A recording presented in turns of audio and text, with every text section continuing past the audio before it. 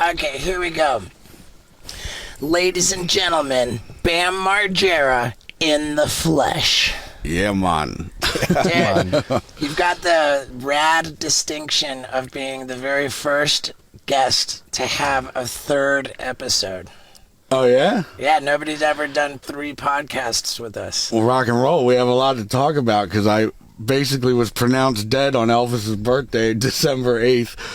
Did not know that I had, like, gnarly COVID. My body was shutting down, and I went into 4 seizures, and each one lasting 10 to 20 minutes. And on the 4th one, I bit my tongue so hard, it was like nearly falling off. It got so swollen and puffy it wouldn't fit in my mouth, and I was drinking the infected blood, which gave me pneumonia as well. So when Naveed, the shaman, took me to the hospital, I went in my 5th seizure, and I couldn't breathe without a tube down my throat. So I woke up 5 days later thinking I was there for a couple hours. They're like, dude, you've been here for nearly a week. We tried to take the tube out, and you weren't breathing on your own. So we had to put it... So I spent 8 days in there, and... dude, when they took that tube out, I felt like I sucked on Darth Vader's dick. I had to sip on tea and fucking lozenges all the live long day. You don't remember anything while you were out? No. Your heart was stopped? Yeah. Did you have a near-death experience? No, I just blacked out. I didn't have any, like, out-of-body experience. I have before, but not on that one. Wow. Yeah. Now, this was not... a secret. This was on TMZ. Yeah. Like as soon as it happened. Yeah. And I can tell you that for me, seeing Bam's on fucking ventilator, meaning you can't breathe by yourself. You're in. I didn't say that. Beep that. you're in the ICU, intensive care unit, in critical but stable condition. I'm just thinking, oh my God, this is it. What's terrible is that my first legitimate thought was, fucking Bam better not die, dude. He's gonna ruin my tour. He's gonna ruin everything. Yeah, people didn't like that on the comments. Yeah, the amount of negative comments they were insane. that Steve was thinking about his tour. What a selfish prick. I mean, whatever, dude. But he's saying it to Bam's face, and Bam would probably be like, "Yeah." I mean, I would say the same thing. About I mean, so you guys really look at the comments. Oh, dude, just on the Zach one, because I read the first Zach podcast and I was like, Jesus, dude, these people are going hard. And then everyone was going. So that was one of the things on the Zach one. Right. Okay. Well, I said it to Bam, and I'm kind of being fun and being funny. For sure. Like, there's an element of truth to it, but like whatever. The most important thing is that Bam's not dead. Yes. And Jesus. That's important. I used to be an EMT. It's slightly important. I used to be an EMT, and one of the stats that they gave us was when somebody has a seizure, every 1 minute of seizing, you lose the same amount of oxygenated blood as running a marathon. Oh, yeah? So, like, when somebody has a seizure for, like, a minute, and then they're, like, doing the 1,000-yard stare afterwards, like, because they're dead fucking exhausted. Yeah, man, I had to, like, drink molasses to coat my throat. I sounded like you for like a good 8 How did you get the voice that sounded like you sucked on Darth Vader's dick? Was it swallowing that fucking goldfish? I don't know. Or maybe man. all those senior week parties that you got paid for back in the day. Everybody, I just suck at talking. And your thing was bashing beer over your head and then drinking it, rocking the Slayer. Dude, it turns out hitting yourself in the head is not good for you. Like, yeah. Or welcome yourself to every town in England and then getting choked out and passed out until you got knocked out. Yeah. What was on tour? That was when I was on tour with Don. Welcome to Brighton, England. Go. Welcome to Bristol, England. Go. Do you remember were you choked out by Gene LaBelle in the first movie? Yeah. Yeah, we all were. That was intense. They said it was too dark to put on TV just because, like, but Don basically, like, died and then came back, and then you're just like, whoa, what just happened? They're like, this is too dark to put on TV. Right, even in the movie. And when Gene LaBelle does it real quick, that's his deal. So fast. He gets you unconscious so fast. And yeah, they didn't want to use the footage, but having had the experience, Ryan Dunn felt totally qualified to just go around choking people unconscious himself. It made me so uncomfortable. We were on tour, and he would be like to the audience, "Who wants to come on stage and get choked out?" And I'd be like, "No, dude, Dunn, don't do this. This is awful. This is awful. Don't do it." And he would just do it and do it. And then one day, I was just awake for enough days in a row on drugs. I was like, "Okay, dude, I want this footage. Done. Choke me out." Then choke me out again. Again. 6 times in one day. Wow. When you were in your drug heyday, didn't you have like 3 to 4 apartments down on Martell in Hollywood? One was a complete skate park, one was filled with vodka and grapefruits, and then the other one was like a fuck pad. No grapefruit, dude. Vodka and Budweiser.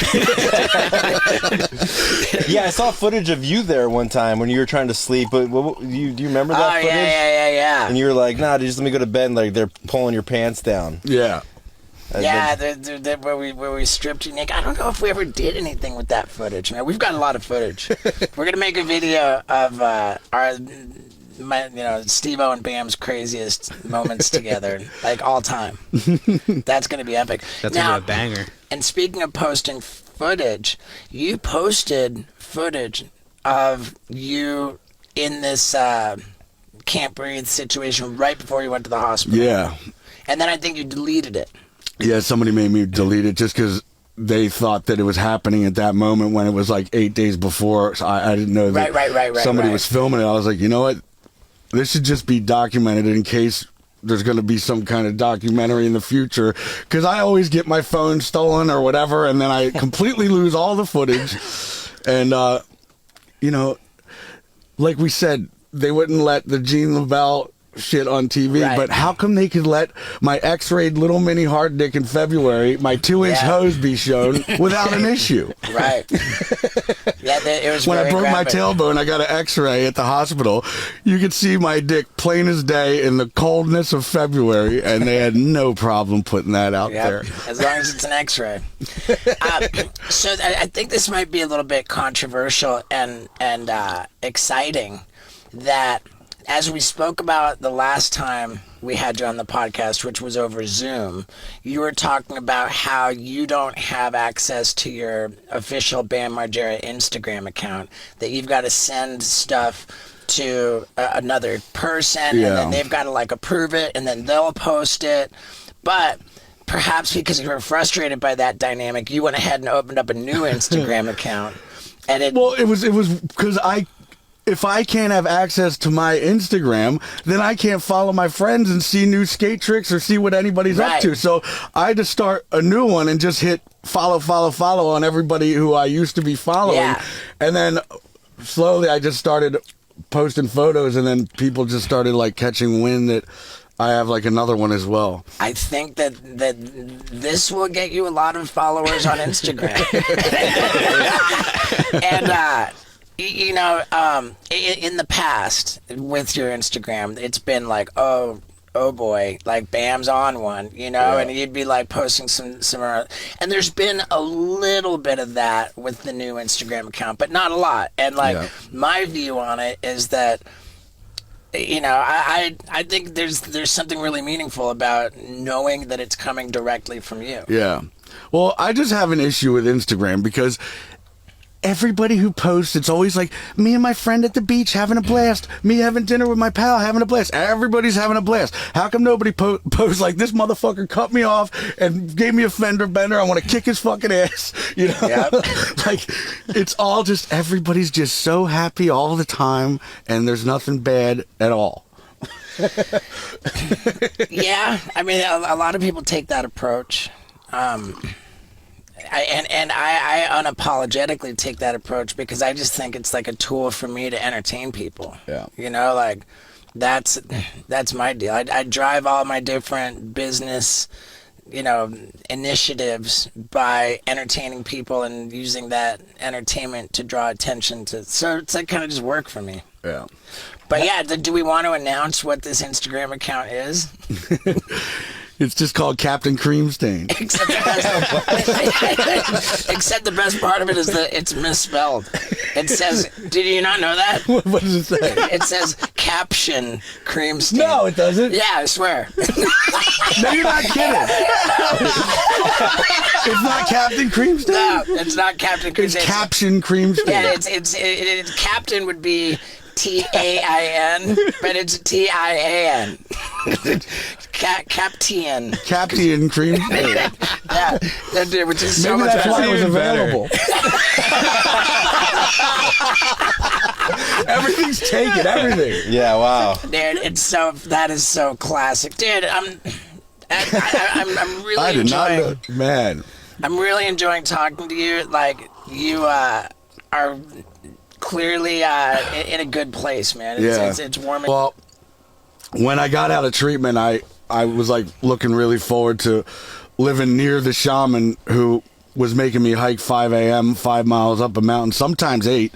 And I lost 30 pounds in 20 days. And, we would do these ceremonies and shit. But he said that the house connecting to his house was available. And I'm like, this is perfect. So it's pretty much an Escondido in the middle of nowhere. But it's around a lot of skaters, like the Dern brothers is close to Hawk's house. Chris Cole, yeah, Colin McKay, Danny Way.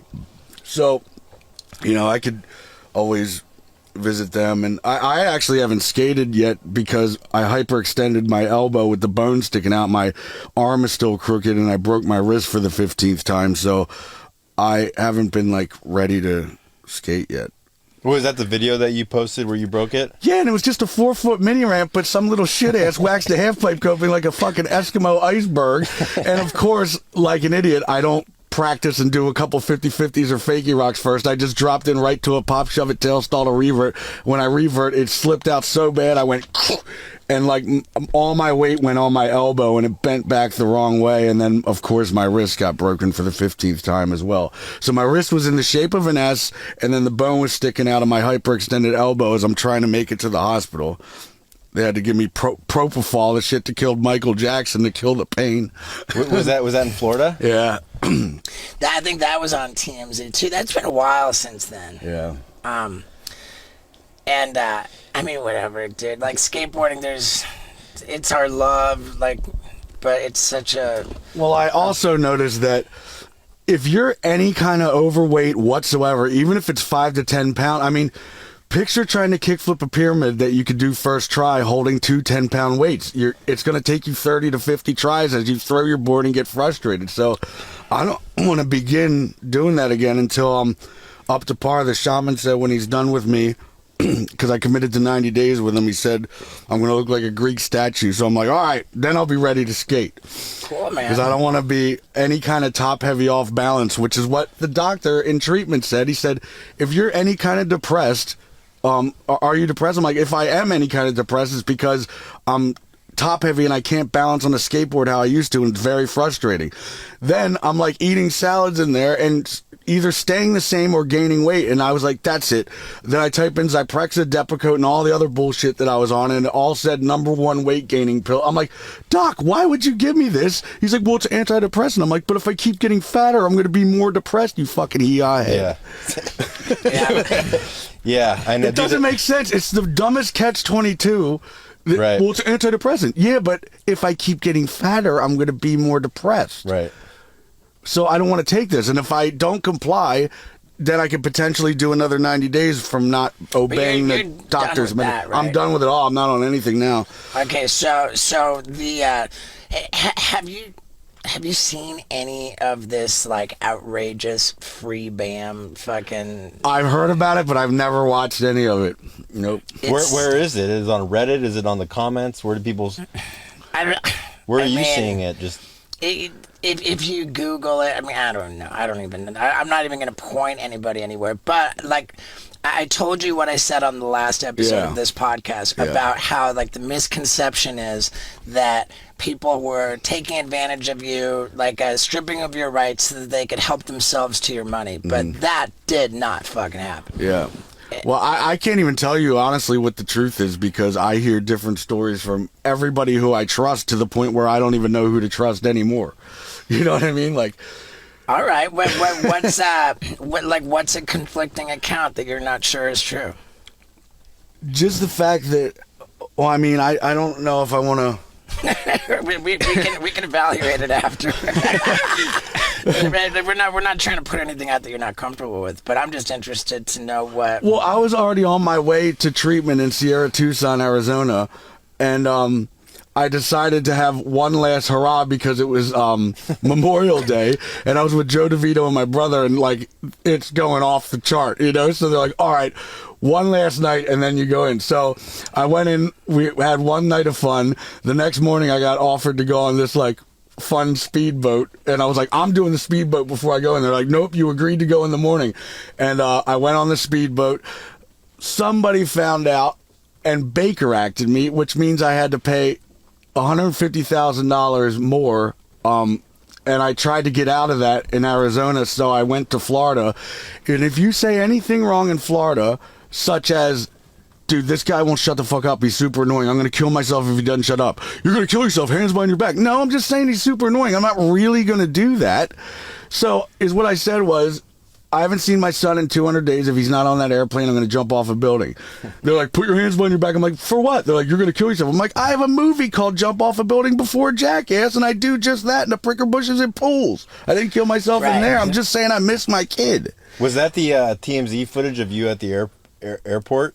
I mean, there were a number of episodes, and I think I can help with this. Because you pointed to 150,000.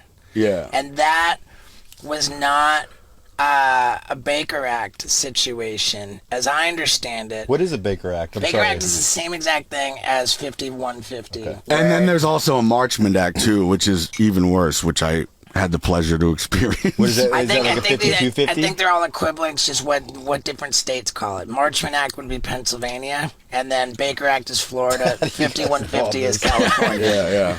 Yeah. I'm hip to the psych ward, dude. It's like the psych ward trading card. Fucking, like, I got fucking Pittsburgh. Oh, dude, and then when I went to the psych ward, COVID did not exist. It was all these lazy boy chairs that were literally 1 foot apart from each other, and there was like 60 of them. This old motherfucker just coughing all over me. And I think they were giving us like stale bread with like a piece of ham on it. I didn't eat for 8 days in there, but they were like, the security they had fun causing issues. You know, if there's a dude waiting in line to take a piss and he's 13th in line and he makes it all the way to the front and they got into this tiff, he's like, "You know what? If you're gonna call me a fucking dickhead piece of shit, you're getting in the back of the line and you're starting." I'm like, dude, you're causing this issue. You should be ashamed of yourself. Then one nutto was jerking off to his own shit and throwing it on the wall. I'm like, I don't belong in here. When I was in the psych ward, I watched a guy. I watched a guy take a shit on a carpeted hallway, and then like just plop himself onto it and use his own body to just smear it around into the carpet. It looked like he was breakdancing in his own shit. Like it was crazy. See, now these are reasons to get Marchment Act or have to do another 90 days. That's my interventionist knew that I had the money or whatever, and he kept making excuses. The first excuse was I was rocking the same pants for 8 days, and I had 5 days left of 90 days. And he's like, "You've been rocking the same pants for 10 days. I'm like, "Yeah, I'm not trying to get any pussy in here. I don't care." They're like, "You're doing another 90 days. Then I threw a cigarette out into a bush. They filmed the cigarette smoking. It wasn't on fire, and they said I could have lit the whole national forest on fire to do another 90 days.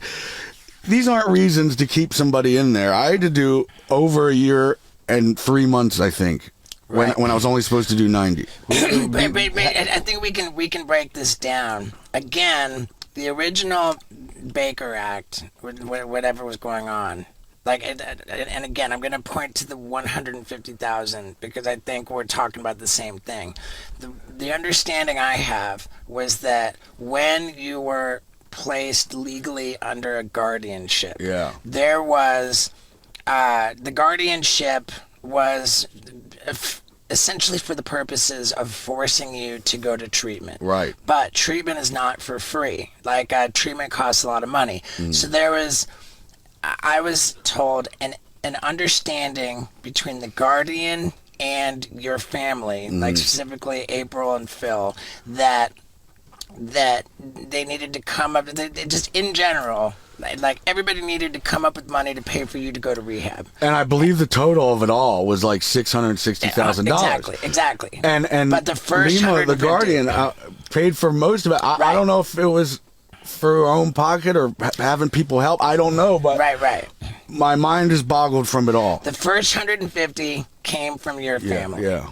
After that, the 150 was gone, and it was gone. Then the money for rehab was coming from the Guardian, which is so completely opposite of what people thought was happening, where everybody was helping themselves to your money. In fact, it was the Guardian was just sinking hundreds of thousands of dollars keeping you into rehab. That's where I lose the understanding, because I don't understand what incentive there was for the Guardian to keep you in rehab, because she was the one paying for it. So that doesn't make sense. But that's what I'm trying to say. There's other actors in the picture who seem to clearly be benefiting somehow by keeping you in rehab. Like, oh, that's another 90 days because you flicked a cigarette. That's another 90 days because you're wearing the same band.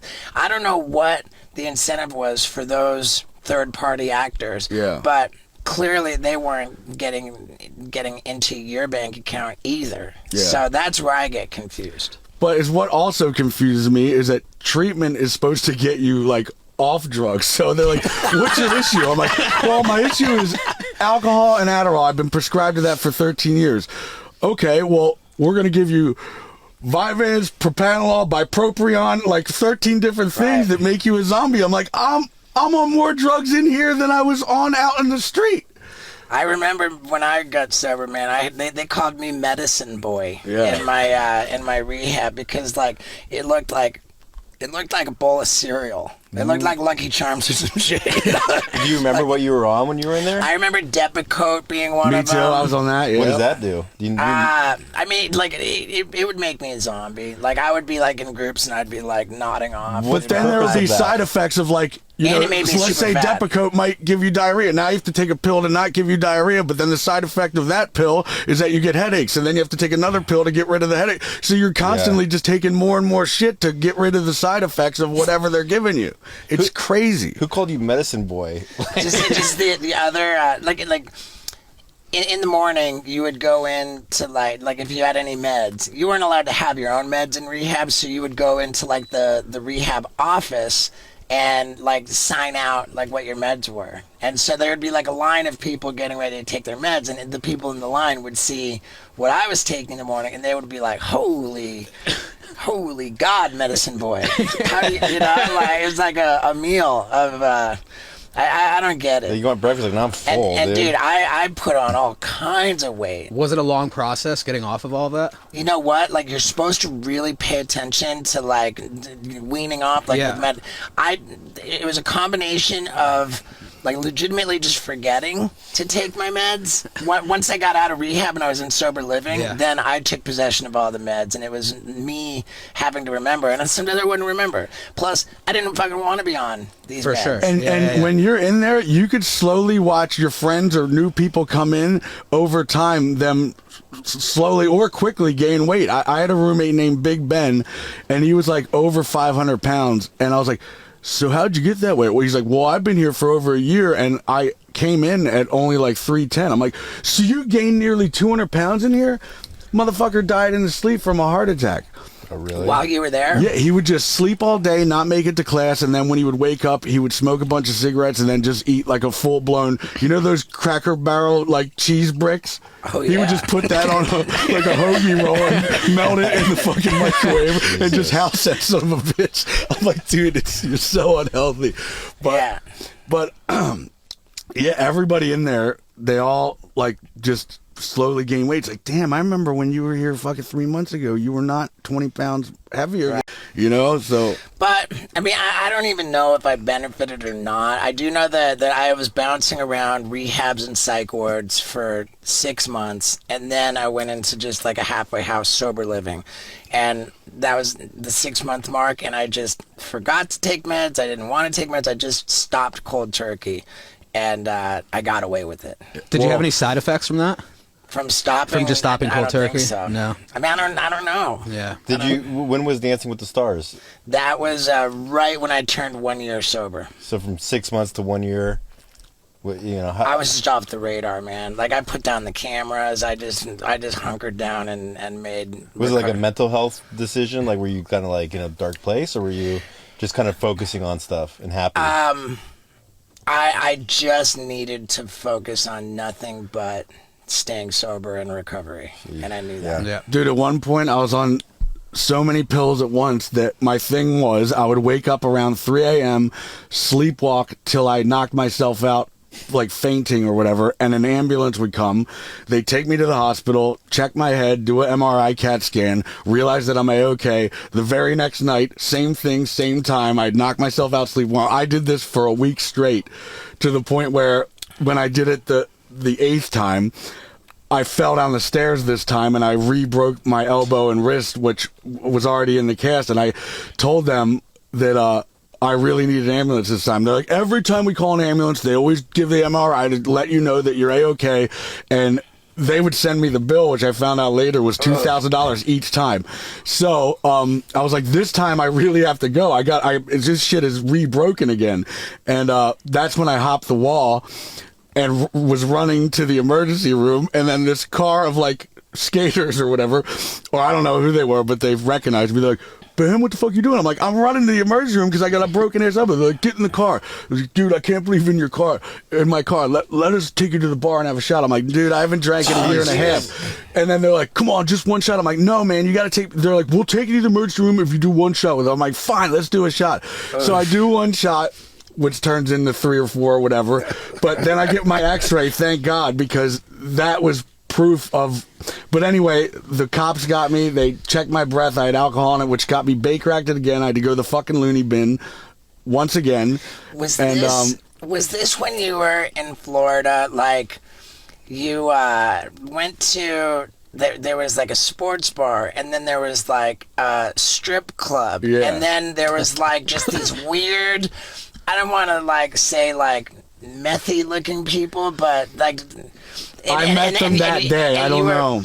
But they were like, "Bam, we got your back. We're best friends." All this shit. Somebody filmed me do some ketamine that they had on the thing. They posted that shit the very next day, sold it to TMZ. I never saw that. Yeah. But I saw you like passed out on the bed, and they were like being like just creepy over your passed out body, like just looking really weird and creepy. And it was like very alarming and upsetting. Yeah. Yeah, dude. Oh, that was rough. That was all on the trip to the hospital? You did ketamine too? I guess when they go to their local bar and then we go to the strip. Well, we went to strip club and like bar. Can you take me to the hospital? Yeah, well, hold on. And we were there. We were at the strip club at like high noon, so there was like nothing. There was the B team. The B team was there, exactly.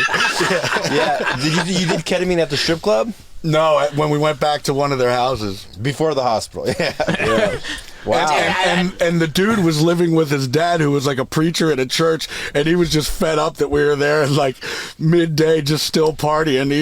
He was trying to kick us out, but then the kid was saying that it's my house and it's in my name, so if you want to leave, Dad, you can. It was a big fucking disaster. And you're mess. In the K-hole, just like oh yeah, and he's just blasting all kind of Moneybag Yo rap music and shit. His dad's trying I remember that. I remember there being like. When did you end up going to the hospital? 4 days later? Somewhere in the mix, I finally went there and got my x-ray. You know, what was crazy, too, is that the last podcast we did with Bam, like, we couldn't put it up right away. We recorded it in, like, I forget if it was, like, May, and then it was, like, months later we put out this super old podcast, and in, like, the interim, I think all of this stuff happened. Yeah. And, you know, like, where... Yeah, that would check out. Yeah, it was kind of counterintuitive. Like what was being discussed on the podcast didn't really line up with the meth team. Yeah. So you've been able to see your kid now. Like that's not an issue. Well, Yeah, he's now in Burbank, which is close, but for Christmas and New Year's, they went up to San Francisco, so I had to fly there and visit them, but they haven't been home for a month, so... Home being? Here, L.A. Oh, okay. Yeah. And I'm in Escondido, so it's like a 2-hour drive, but hopefully they'll be back soon. I still have all of his Christmas presents. I got a Bentley car and a blue Lamborghini car for him to drive, and all this stuff I couldn't fit on the airplane, so it's... What is it? Whatever date it is, I haven't been able to deliver his Christmas presents yet. It's still the holidays, dude. We're good. Yeah. How old is your son? He's 5 on Christmas. So, Damn, yeah. 5. Wow. Yeah. So he's like, when is your first memory? It was like 6, right? Mine was way before that. Yeah, mine was like 3 or 4. Yeah, I think I remember like seeing snow for the first time when I was like 2. Yeah. Wow. Okay, maybe like I vaguely remember 4 or 5, but I remember I used to hold my breath until I passed out, and I said that. you too. And my mom was like, "That's crazy. You remember that because you were like 2 or 3." Trying to get high before you I get was any trying to drugs. get high. My gateway drug is oxygen. Starting young. Yeah. What was the timeline from you left Florida and then to now? Like, how long have you been home? Or When I left Florida, I went right to Vegas to go to that We Are Young festival, and then from there I came straight to SoCal and just started. I was staying with the Derns looking for a place, and then when the shaman told me that his place was available with the connecting house, then that's when I moved into there. But I had to get the Bentley shipped out here, and I still have the Range Rover that I'm trying to get out here because I gave it to Kerry Getz because he has like 6 kids he's taking care of, and I'm like, dude, the last time I checked, you have this nice ass Porsche, but it's a 2-seater. Like, you know, if you want to use my car, it's just sitting in the driveway. Maybe you could put it up for sale to see if anybody wants to buy it, if the price is right. And he did find somebody, and then he showed me a photo of it all shined up and waxed and nice. I'm like, now I don't want to sell it. Now I want it again. He better not crash it. There could be beef. How's your relationship with Novak these days? It's good. Good. Yeah. That makes me really happy. Yeah. And you're able to see your son. Are you getting divorced? Like, there's this weird... It's just the issue was I was like, Nikki, when I get out of Florida, I will move anywhere with you except LA, because SoCal is where Sheckler's meetings are. It's where I hike with the shaman, do ceremonies, and all my sober skater friends are there. If I'm in LA, it could trigger a relapse, so I'm not moving there with you. I'll move to any city except there. And then I'm like, oh, so you finally got a place? Well, what town? She's like, Burbank. I'm like, Nikki, that's Los Angeles. I'm like, I'm not moving there with you.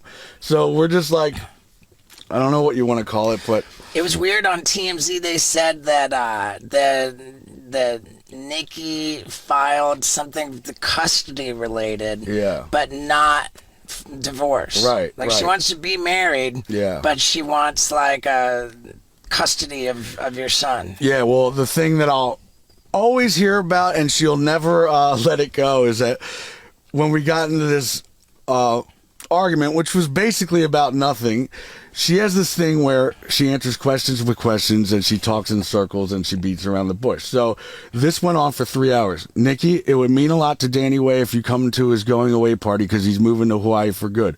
Well, I'd love to go. All right, cool. Well, let's go. Well, I'm not going to let Phoenix sleep on some cold wooden ass floor. All right, well, then don't go. Well, I'd love to go. All right, cool. Well, let's go.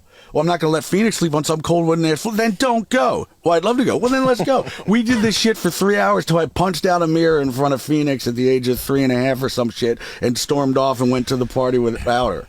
So because of that, that's when she was like, I'm filing for custody and blah, blah, blah, blah, blah. I think that if we were to be like fair, there's been enough like kind of like alarming stuff that's shown up on Instagram, TMZ and stuff, that there's I think a pretty valid argument for being concerned about what happens around Phoenix. Yeah.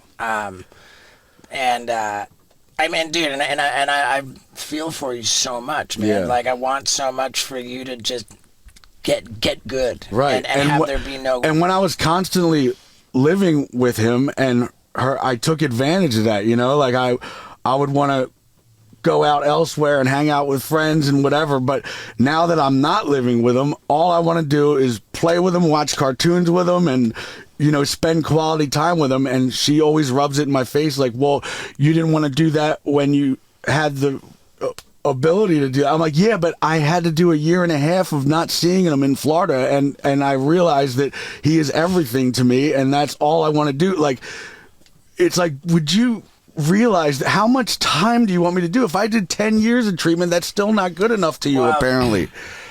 Like, I mean, there's really two sides of it, Yeah. and you know, because I follow Caption Cream Stain, I'm able to see more of you with Phoenix. You know, I Caption. You know, I'm able to see more of you with Phoenix, and it warms my heart. You know, like, I think you should be with Phoenix. Yeah. Like, I love that you care about being with him. I love how much you love him. Yeah. I also see from the other side that if I'm Nikki and there's like any one of these crazy meltdowns, which you know, arguably could happen, you know, if there's some crazy meltdown, like a rerun of situations that we've seen you in the past, then if I'm Nikki, that happens, I'm worried about Child Protective Services coming and taking Phoenix away from me because Phoenix was exposed to that. So what that tells me is that we need to get you a track record, Right, for being a responsible, like, healthy, clean and sober guy. yeah. And not that it's like something that has to be done, but when I do see him, I always bring somebody like the Shaman or Jackass or Beaver Fleming or somebody that Nikki trusts that is around me to, Right. if anything did happen, they would be able to, you know, Right. There's this thing that only Danny Way and the Shaman can do, is they say the word ooga booga, and I just shut my mouth, behave, and do exactly what they say, and I can only speak if spoken to. I mean, Bam, ooga booga. I like that. Yes, sir. Yes, sir. that's a start. You know? Yeah, how long have you been at the Shamans for? And because you said you're doing 90 there. Do you have a plan for after? You want to stay there longer?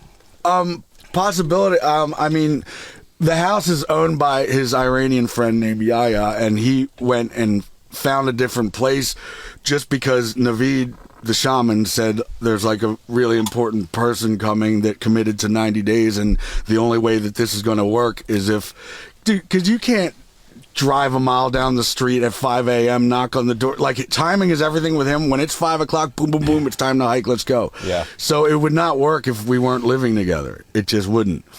I could already see that from a mile away. So, you know, we painted his whole garage, bought a sauna, an ice bath, and a hot tub, and all this stuff. So, you know, we got the whole setup going on right now. It's pretty dope. Hell yeah, dude. Yeah. How cold is the ice bath? Well, we just got it all, and he's now building like a frame around it, like a wooden frame. But Scott does that Yeah, every I bought day. that. Yeah. Oh, really? Yeah, I just bought a sauna, yeah. an ice bath, and a jacuzzi. So the only thing we've done so far is the jacuzzi and sauna. The ice bath is still getting Dude, built. it's the best sleep probably I've ever had in my life. Oh yeah, but man, it's hard to get the fucking. It's hard to get. You just got to get in there. Mine goes to 33 degrees, and so like you get in there, but I can do like 2.5 minutes. Yeah. But I'm trying to get Steve in there. Dude, I'm scared, man. It's the best, dude. It's like a natural high. Naveed will take me to sometimes when we don't hike, if my legs are too sore, we'll go right to Encinitas at 5 a.m. when it's like still dark out, and he just gets right in the water and chills in there for like 20 to 30 minutes. I go in for like a second. I'm like, all right, I'm wet. And then I run back out. I'm like, how do you have the tolerance to do that? How much longer do you have in the Shamans? Probably about 70 more days or something like that. 70. Yeah. Cool. Are you gonna be able to like break out for a week and come on tour? Yeah, I'm sure if it's a week, I could do that. I just know that when was in the hospital for 8 days. He's like, dude, we got to get you like seriously healthy. You need to like sign a contract with me that you're going to commit to it. I'm like, yeah, all right. So I backed that. Yeah. So Naveed came up with a wellness agreement. Yeah. Well, one that actually is one that I'm not set up to fail. Right. Yeah. Are you gonna be able to dip out for a day and do like an autograph signing with Steve? Yeah, 100%. That'd be cool. I mean, we'll be able to do that down south. So Yeah. yeah. I mean, dude, I love it, man, and I'm rooting for you so much, dude. I mean, there's always good seeing you come by the warehouse, dude. Like, we like having you down south. Yeah. Yeah. I like just the whole SoCal vibe. You know, there's so many people always up to something. I've been hanging out with your buddy Zeke. The only one that could do a kickflip on a surfboard, by the way. That's Finger flip. Oh, is it a finger flip? Yeah. He does like Superman finger flips. There are people who do kick flips on surfboards, but I don't know that Zeke does that. He does finger flip. He's so rad, dude. I can't even stand up on a surfboard. I've tried over a dozen times now. You know what it is? I can't paddle hard enough, and I always get skipped by the wave or get pounded by it, and I'm never in the right spot. Dude, I used to surf all the time, and then there was like a 6-year period where I couldn't stand up, and it was my belly. And then all of a sudden I dropped like 30 pounds, and we were at the wave pool in Waco, and I was getting up on every wave. I'm like, I just couldn't stand up with my belly. Yeah. Yeah. And if I'm in the water for too long, even with the wetsuit on, my fingers cramp up. Was it carpal tunnel or something? I don't know what it is, but they cramp up, and I can't move them, and it gets really painful. Yeah, fuck. It's just cold water. Yeah. It's just cold. So yeah, we've got tour dates coming up. Well, you better act quick because. Oh, dude, we're gonna surf this river in Oregon, Bend, Oregon. Oh, that yeah? might be fun. That's dude, I'm stoked. I'm stoked. We were supposed to try to bring you on surf tour. it? Yeah, it's like because I kayaked down one. It was gnarly but fun. I did it with Steve Fisher, the pro. That was right before we were going off the 101-foot waterfall, Malaco Falls. You did that? Oh yeah, it was terrifying. The 101 foot? Yeah. Dude, Yep. I'll be super stoked. I think it'll be really like just healthy. Yeah. Like to come out to we'll get you some stage time and really work on your act. Yeah. I think that like I can't write your comedy for you, but I really think you should frame start by kind of giving some context, you know, like who you are, like, right. you know, and if you say, hey, everybody, I'm Bam Margera. I'm the Britney Spears of Jackass. Like, I just think that, I just think that that's kind of fucking hilarious. Like, people, and just get into it, you know, like, I think that for your comedy, it makes sense to dive right into the juicy shit. Yeah. I think that by like owning up like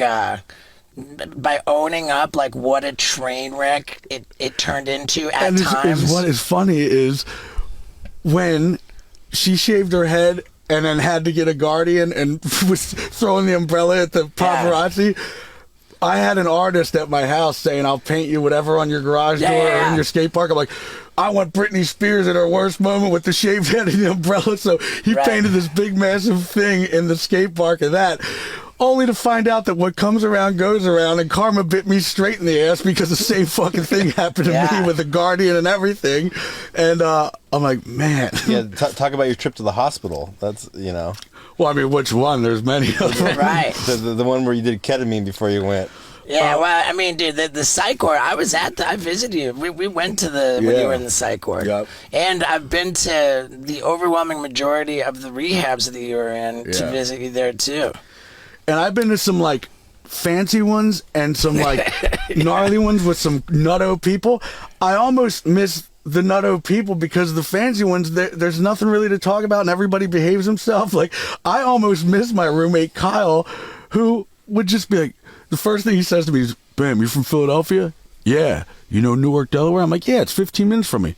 You know that 7-Eleven? I don't know, maybe. I used to ride my bike past there. I'm like, great story, Kyle. Can you tell me that one again? Oh, my God. Then I'm on the phone with Yellow Wolf. I'm like, so we're going to ship the T-shirts to Nashville, and then what we're going to do is we're going to, yo, Bam. I'm like, what, Kyle? He's like, have you ever seen that movie Nutty Professor? I'm like, I don't know, maybe. Why? He's like, have you ever seen that one funny part with that one funny character? I forget what character, but what he said was hilarious. I'm like, great fucking story, Kyle. Can you tell me that one again? But now that he's gone and he's not my roommate anymore, I fucking miss his ass. Yeah. Rehabs really are, like, some are fancy and some are dumps. And like the way that they work is exactly the same way as a gym. Some gyms are, like, expensive for the membership. They're super fancy, like, beautiful people. And some gyms are just dumps. Yeah. And, like, one is not better than the other. Like, any gym is as good as the work that you put in the gym. Exactly. And so, like, you can get sober in a dumpy-ass rehab. Yeah. You can get, it's just a question of if you do the work of recovery. Yeah. Did you quit smoking? No. No, but I did for about 2 weeks, just because my throat couldn't handle from that pipe being down there. Well, because at the last podcast we did, you had to step out halfway through and smoke a cigarette, but this one, you had... Yeah. He's fighting through it. You seem calm. Yeah. Dude, You're not, you like, seem bouncing great, man. Yeah, you're not bouncing your foot or anything like that. Yeah. Dude, I'm really, really, like, I mean this, dude. I'm really stoked on like, how you are now. Yeah. Like, it's fucking rad, dude. Do we... I don't want to leave anything else, man. This is an exciting thing. Like, having Bam in the van, pretty rad. Well, I saw the Wee Man versus Steveo skate thing. Maybe when dude, these hikes are gnarly. Like, I step on the scale and then I do the hike. I'll come back and drop like a bunch of, like, 3 pounds sometimes, Yeah. And but yeah, we should have a skate battle. Skate battle. Steve-O versus Bam skate off. Versus Bam, like, banger. I think that's a huge banger. Yeah. That's what we should talk about is like strategizing some YouTube content. Yeah. Like it's such an opportunity for you to just build a huge business empire by creating content. Yeah. Like, if I were you, I would be less concerned about really trying to push the boundaries of skateboarding. Yeah. And more concerned about developing the art of storytelling. Yeah. And really letting your audience, your fan base, sort of join you on your journey of where you're actually at. Yeah. And, like, when I was living in Estonia for a year, I didn't skate one bit, and then it got so dark in the wintertime. The sun comes up from about maybe 10 a.m. and then gets dark at around 2, and it's always dark, and sometimes I would sleep through the daytime. I was so depressed. I'm like, I'm going straight to Barcelona. I'm living with Winkle, and I'm going to start skating again. And when I was skating every day, I learned every trick back, and I was starting to learn new shit, but always is what happens is I twist my ankle or some shit, and then I'm out again, and then I have to relearn everything. It's so frustrating. I was at the level of, like, I've learned all my tricks back. I'm on point. I'm on balance. Now I can start to learn new shit again. Sure enough, I twist my ankle, and then that's that.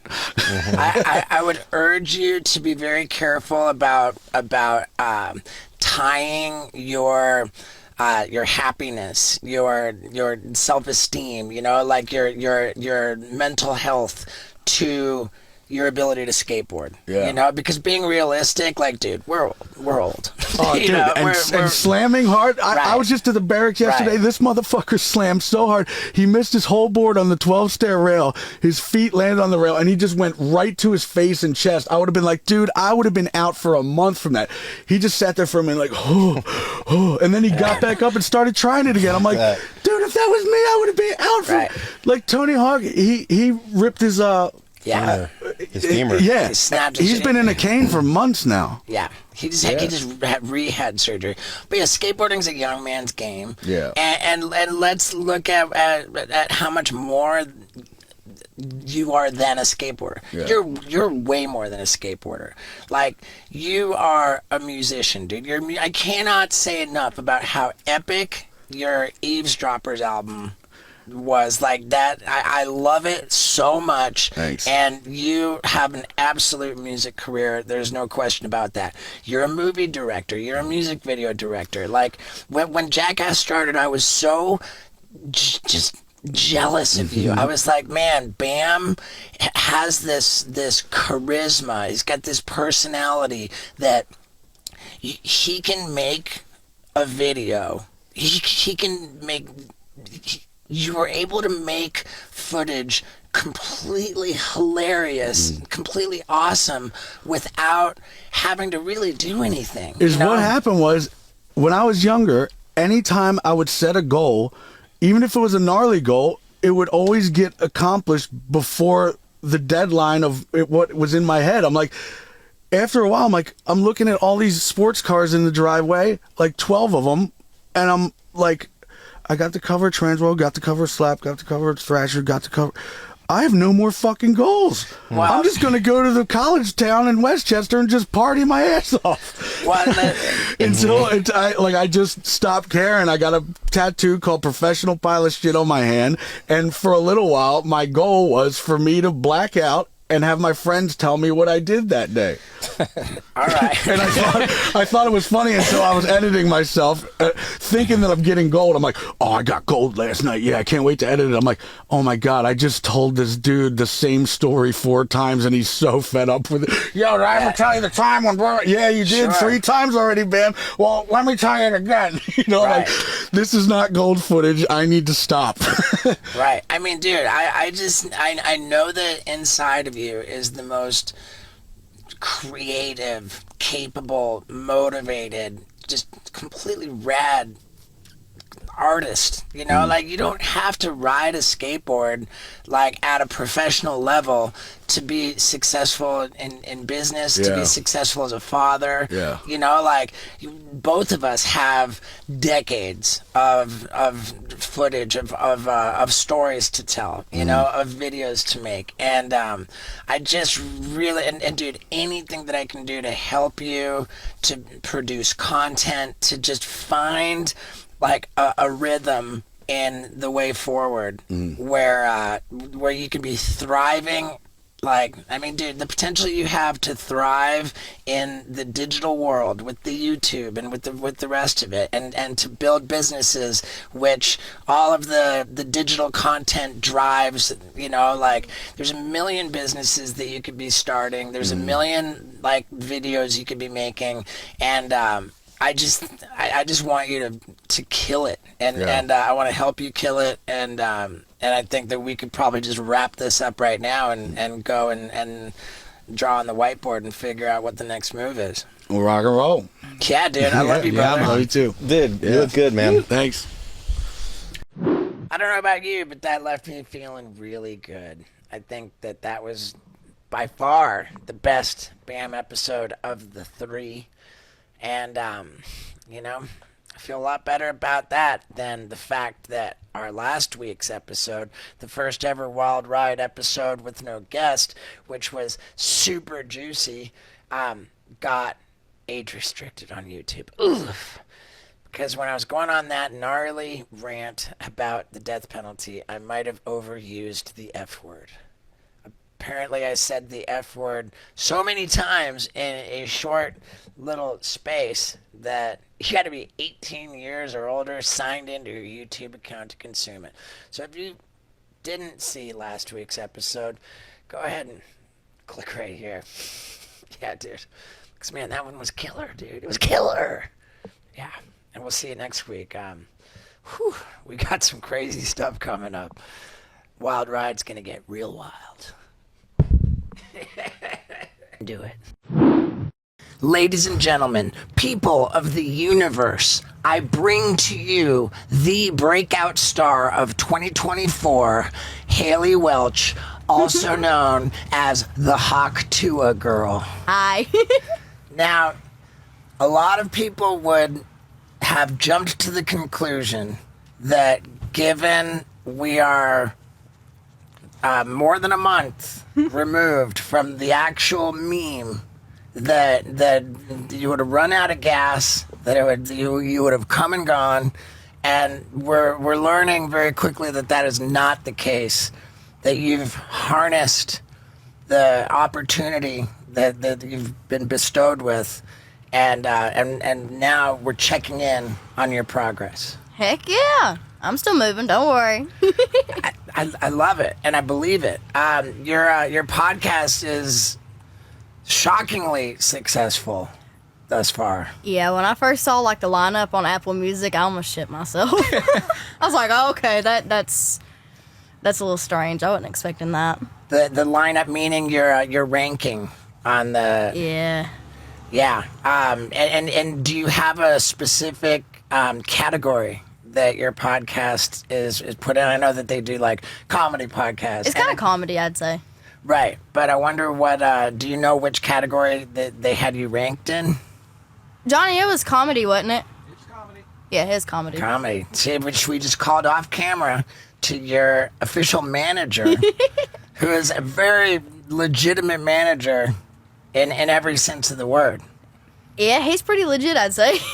Yeah, it was pretty incredible the conversation that I had with your manager before we started recording. He told me about the business moves that you're making with sampling, because lo and behold, there are 500 songs out there that have sampled your audio. Yeah, they play it in the club. They play it in the club. And, and when they're using this recording of your audio, they need to be paying you. Yeah, it's a little weird, I think. Well, I mean, the thing, as I understand it, is that when they take this audio, that the actual words of your saying, Hawk Tuah, you got to spit on that thing. Mm-hmm. That is what's called in music publishing. You've written those lyrics. Those lyrics are registered under what's called ASCAP, which is the music's way of regulating how rights are attributed, how money is divided. Mm-hmm. So you are now set up in a position to go after anybody who uses that audio and make them pay you your publishing revenue. I think it's very unusual to consider it lyrics. Well, it's time to start considering it. Yeah, I mean, I guess you're right. It's just weird to think about.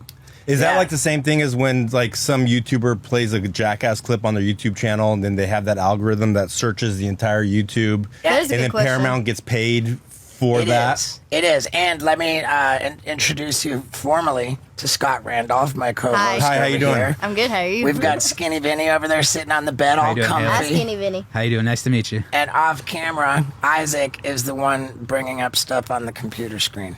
Oh, we got it up there. Yep. This is your podcast we're looking at. Already you have 184,000 subscribers, and that's absolutely unbelievable. Well, thank you. Whose idea was it for the podcast? I think it was kind of like a mutual thing we talked about. Now, I went on a few podcasts like before I come out with mine. I was like, okay, well, that's pretty easy. You just talk to people. But I had to switch it up a little bit where I was talking and asking the questions. I'm still kind of getting used to that a little bit. Sure. But I mean, let's get into that. You automatically out of the gate showed up with both Jake and Logan Paul. yeah, they're characters. That was like surprising. It's like, wow, you know, how did that intro happen? So we met with. He owns Better, don't he? I believe so, yeah. Yeah, I think that's Jake. BETR. Yeah. Yeah. That's a betting platform. Mm-hmm. Yeah. Okay. So that's who my podcast team's through. So it was kind of like, you know, you gotta meet Big Boss. Oh, so better's not necessarily a gambling thing. It It's might be a whole media company. whole media company. Okay. They got everything going on. Well, I don't it's think there's up on- anything they can't do. Yeah, it's up right there on the TV. Ah, okay. Founded in 2022, Better is a leading Joey sports Levy. gaming and sports media company. Okay. So they're primarily gambling and sports, but you're doing your podcast through them. Yeah. Because They're great. They're a media company. All right. And Did you not have Jake Paul on your podcast too? Johnny, how do I say? Tell the truth.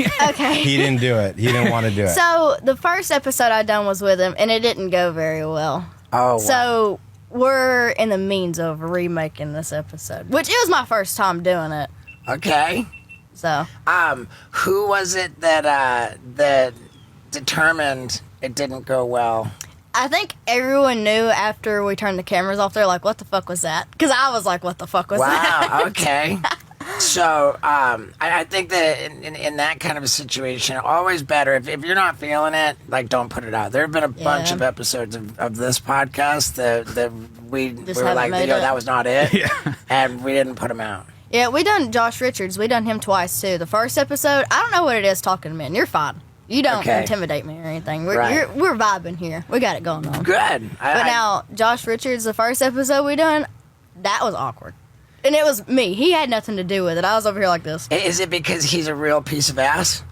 No, it's not even that. He's just... That's a good way to put it, I guess. Yeah. I don't know. I'm just not comfortable really talking to, like, men or anything. Okay. I mean, it sounds like he's a young, attractive, hot piece of ass. I'm more of a Bill Maher. Bill Maher. Now, when you have like big celebrities come on, do you and your team like do meetings to do extensive research and come up with questions, or is it just on the go, on the fly? Normally we'll do like a run of show and we'll go over like points I could talk about and stuff like that. Most of the time I just wing it. Good. Bill Maher. He's a character, isn't he? He is a character. He had you on his podcast. He did. And I think that the whole episode that Bill Maher recorded with you was largely universally panned as just super creepy. Like, did he make you feel uncomfortable? I feel like it was like a grandpa I never had, you know. I wasn't uncomfortable or anything. I thought he was a nice guy. But wasn't he like a grandpa, like trying to encourage you to make a sex podcast or something, and it just came off real creepy? It kind of reminds me of Bad Grandpa. So, I mean, that's how my brain was working. I was like, he's not being a pervert. He's just trying to, like, communicate, you know? I have a predisposition to hate on Bill Maher, candidly. I'm biased.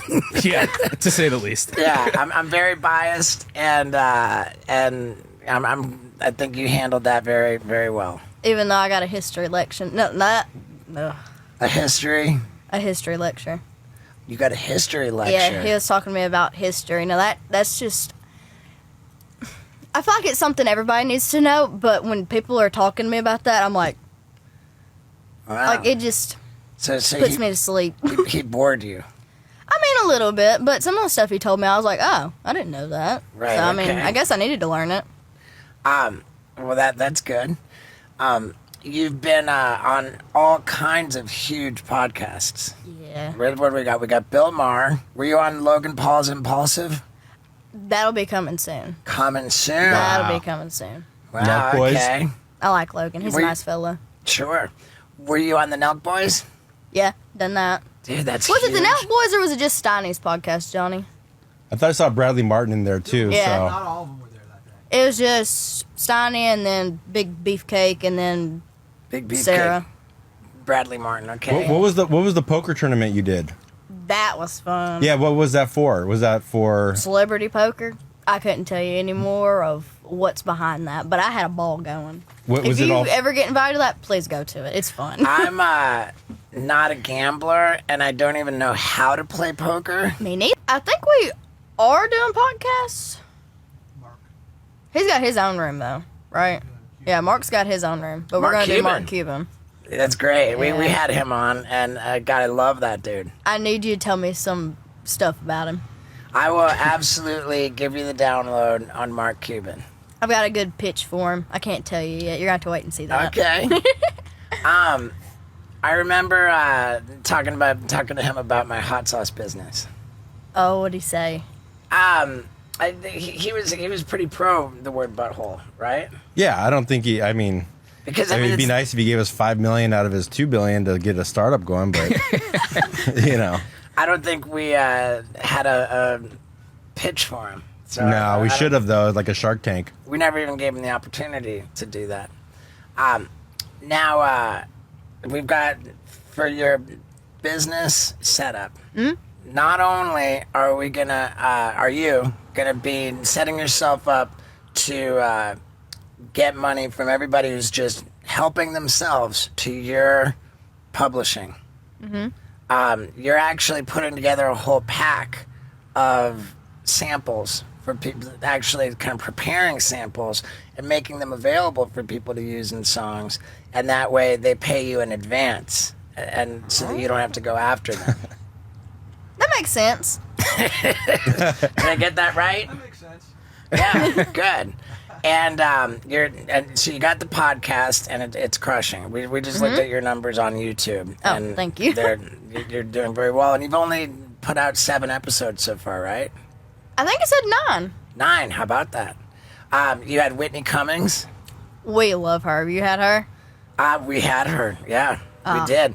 Now I actually met you for the first time at a Whitney Cummings comedy show where I opened for her. So did Grace. Love Grace. Grace from Plan Grace B. O'Malley? Yeah, Grace Yeah. O'Malley, yeah. Yeah. And then Grace O'Malley introduced me. Grace O'Malley, very new to stand-up comedy. She was crushing it. Like, everywhere she told a joke, she got the laugh. Like, Oh, yeah, she did. And she came up, and I was afterwards, I was like, "Man, you did great." And she's like, "I'm really new to this." She's a sweetheart. Sick. Her first efforts are landing very well. Good for her. And you were initially intended to be an opening act for Whitney. Yeah.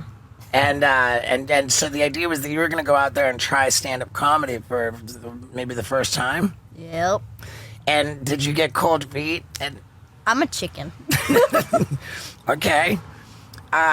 So you got cold feet, and instead of you coming out first, they did a little ceremony with you after the show. Yep, where Grace stuck her face in the cake. All right. What was the cause for you to get cold feet? I don't do crowds. I was like, oh, it won't be that bad. I peeked around the curtain and seen how many people were out there. I was like, not happening. Okay. Is there, did you have, like, jokes written? Did you have material prepared? Nope. Okay, that's probably Me the and biggest Whitney have problem. talked about, like, a few things, but I don't know. Yeah. I don't know if I can hold my own up there. I think that what you want to do is start out in a low-stakes situation. Like, they call it open mic.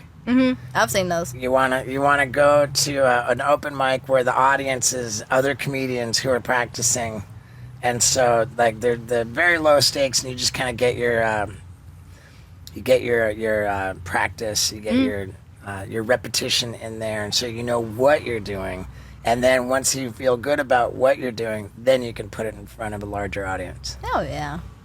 Maybe I could do that. I don't know. I mean, you got to start out with the first appropriate indicated action as a step towards your ultimate goal. You got a different way of seeing things. Yeah, you got to just put one foot in front of the other, and you got to figure out where your foot goes first. So how long have you done this? I started doing stand-up. The first time I tried it was 2006, so almost 20 years ago. Yep. Was your first show a bomb? Not my first one. My third one was a bomb. And my fourth one. And my fifth one. And then by that point, I was sufficiently traumatized that I couldn't bring myself to set foot in a comedy club until I had been sober for a full 2 years. And then at that point, then it was just about actually being prepared so that I wouldn't bomb. Yeah. When you went on the Howard Stern show and then you got all those, like, how long were you doing stand-up for? Right when I went on the then? Howard Stern show and said, "Howard, I'm in the comedy club every night." Yeah. I had been doing stand-up at that point for probably 3 months, like super duper regularly. in You the were sober when you went on the Howard, and I've then been sober for more than 2 years. Yeah. So you're not giving up on stand-up. You're just... I don't know if I'm going to give up on it or if I'm even going to move forward a little bit with it. I haven't come to the conclusion of that yet. I strongly encourage you to take baby steps. You know, get to a low level, low stakes open mic and just figure out. Because I think that with a little baby step like that, you might try out a little routine, a few jokes, and think, man, I believe in these jokes. And then you want to try them out with a little audience. And then if you do and you get that laugh, then that laugh is really addicting. You know, like that laugh, like when you have a little bit of success on stage performing and you get the response that you want. You want more. Yeah. Yeah. For sure. Who's your favorite comedian? Ooh. I mean, of course, Bill Burr. I thought you were going to say Bill Cosby. I was like, okay, I can see it. I was waiting for that. I was never a big fan of Bill Cosby. Really? I never cared about him. I would like, it was always Eddie Murphy for me, like back in the day.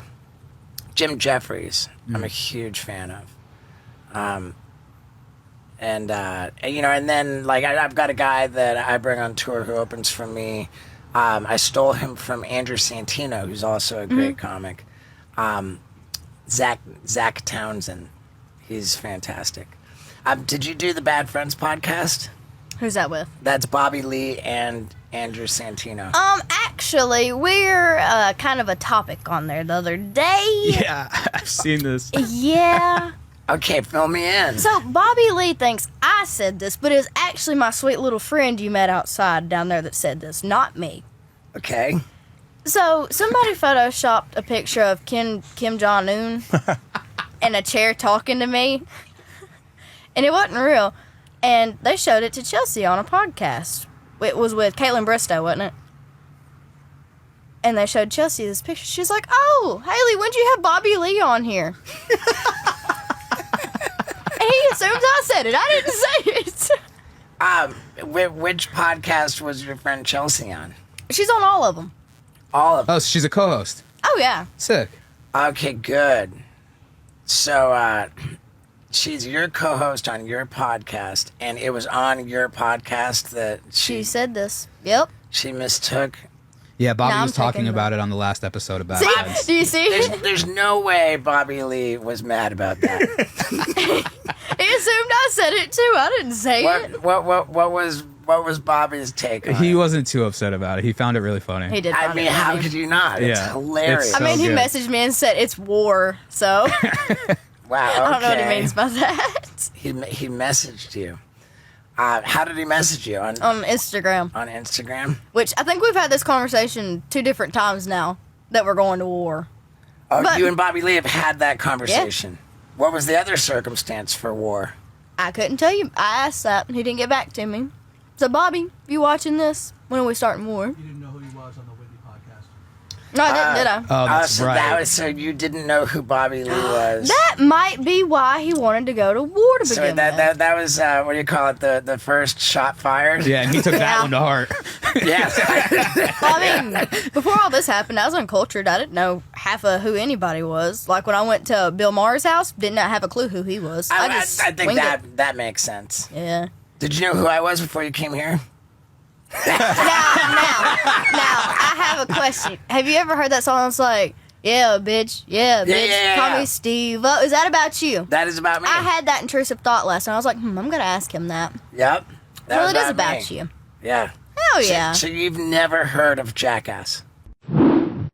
I can't say I'm surprised that Haley Welch never heard of Jackass, but I'd be very surprised if you've never heard of the greatest surfer of all time, Kelly Slater, and his company Outer Known, which is an apparel company that makes super rad clothes, all from organic and recycled materials and exclusively in fair trade factories around the world, meaning that they're good for the environment, they're good for people, they do no harm, they take advantage of nobody, and their clothes are badass. So also you can get 25% off, a full 25% off your order. And that's not just your first order, that's every order. If you go to outerknown.com/Stevo and use the promo code Stevo at checkout. Again, this company makes awesome clothing that's super high quality and that does no harm and treats people right. Plus, it comes from the greatest surfer of all time, Kelly Slater. So load up on this clothing, Outer Known, and do so by going to outerknown.com/Stevo and using the promo code Stevo at checkout. 25% off every order. And thank you, Kelly. Thank you, Outer Known. Now let's ride this baby all the way home. Now, I have watched Jackass. Okay, well, there you go. That's me. Yeah. Yeah. So, can Chelsea kick you in the balls? You know what? I think I've retired from being kicked in the balls. You know, I'd say I'd probably have to retire that too. Yeah. Now, with that said, like, there's precious little anything that I won't come out of retirement for the right reason. But have your kids? friend Chelsea kicking me in the balls is not rising to that. That's not it. Do you have kids? I do not. I had a vasectomy to make sure that I will never have kids. There you go. Yeah. I was going to say, after getting kicked in the balls that many times, I'm probably sure you haven't. Before I got my vasectomy, it was very important to me to go get a sperm count to determine if I could have kids, because I had been asked that question so many times. What'd they say? They said that I was actually very virile. That, what was it? The average sperm count is between 20 and 30 million per milliliter. And I was 51 million. Oh, shit. Yeah. So, Okay, so you were ready to go. So that would indicate that my pullout game was very strong. Look at you go. Yeah. We need to get him a trophy. We need to get him a Pull-out trophy. That could be good. What's your relationship status? Oh, I got me a man. You got me a man? Is Okay, it good. Pookie? It is Pookie. And Pookie's Pookie is my not man. known yet, right? Not just yet. Will he You ever be known? give me a few weeks and you'll see. Okay, now how do you know about Pookie? Dude, I've been following her for a minute. I Thank know you. about Pookie. Okay. Why are you reluctant to let everybody know who he is? Or she? She? I don't know. She said she's got her a man. Okay. Yeah, I got me a man today and she. Don't worry. But Yeah. How long have you and Pookie been in a relationship? dating wise, what is today? The 7th? Today's the 7th. Officially about a month and a few days. Okay, and how long have you known each other? 3 or 4 years. 3 or 4 years. So it's been a little What does while. Pookie think of all the fame? I hate to say it, but he really just don't care. Okay. He don't mind it, I don't think.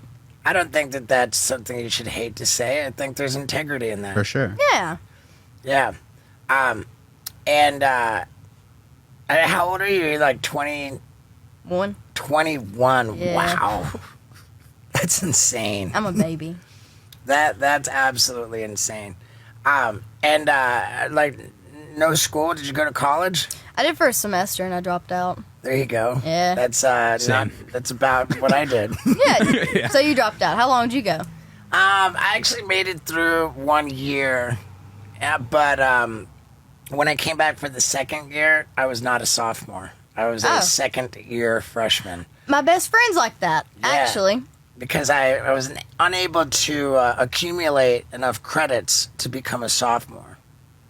So basically, I sucked at college. So you said fuck this and left? Yeah.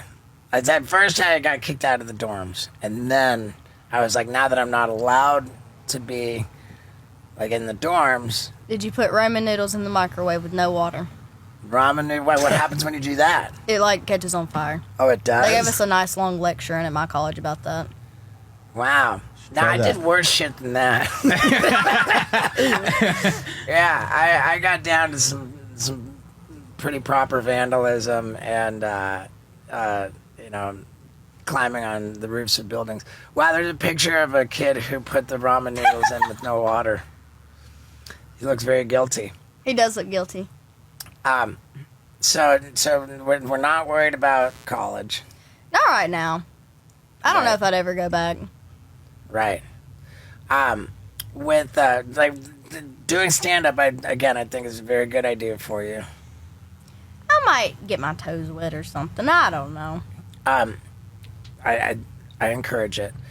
With the right, you were already a songwriter before the viral meme. Is that right? No, I don't think so. Okay. I can't sing worth a shit, so... I know, but there's a difference between singing and writing the songs. I don't think I can even write a song. Ooh, take that back. I'll take it back, I guess. I think, as I understand it, talking to your manager, you've since become a member of ASCAP, if that's the correct way to put it, and meaning that you are part of the deal that when you write songs, that the publishing is registered to you. So you are a songwriter, and you happen to be damn good at it. Really, really strange way. Yeah. Yes. You are a songwriter. You're a very good songwriter, and furthermore, you're a very successful songwriter because your publishing is being implemented in songs far and wide. Well, thank you. Yeah, and Club a remixes. lot of people have been getting away without paying you. We're going to bring an end to that. Hell yeah. Yeah. Yeah. Because we need you to have incredible sums of money to help incredible numbers of animals. I agree. Yeah.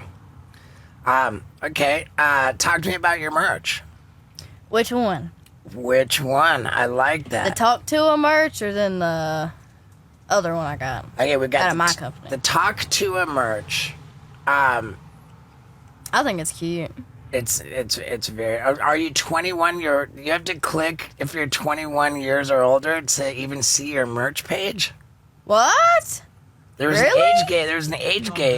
Better's a gaming app. So Oh, it's on that makes Better, sense. and Better's a gaming app. Yeah, I don't need a 6-year-old running around in a spit on it sweatshirt, do we? I know, but that's not the issue. It's that your whole e-commerce ecosystem lives on a gambling platform, which you have to be 21 years or older to enter. Hell yeah. podcast merch. For the podcast merch. It's interesting that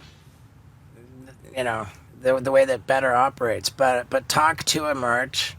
Do you know if the merch is made to order or if they're like establishing an inventory?